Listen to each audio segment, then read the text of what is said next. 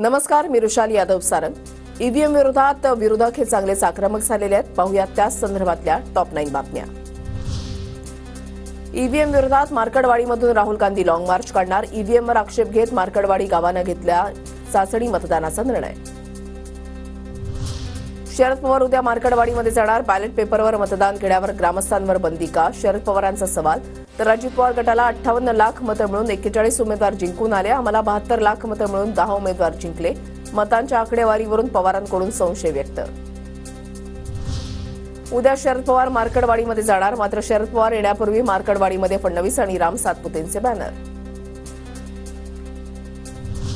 विरोधी पक्षातल्या आमदारांनी आज शपथ घेतली नाही. विशेष अधिवेशनामध्ये ईव्हीएमच्या मुद्द्यावर विरोधी पक्षाचे आमदार आक्रमक.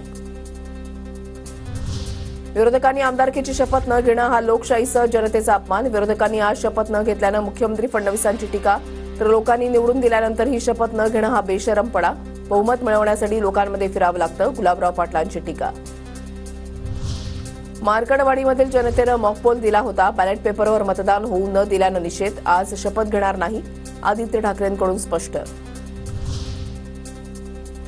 ईव्हीएमला दोष देण्यात अर्थ नाही. लोकसभेला ईव्हीएम बरोबर होतं आणि आता ईव्हीएमवरच आरोप. अजित पवारांची विरोधकांवर टीका. बारामतीमध्ये बॅलेट पेपरचा प्रयोग करायचा का? सुप्रिया सुळे राजीनामा देतील का? मुनगंटीवारांचा सवाल. तर ईव्हीएम मशीन काँग्रेसनंच आणलं. कर्नाटक तेलंगणामध्ये ईव्हीएमवर संशय घेतला नाही. मुनगंटीवारांचा हल्ला बोल.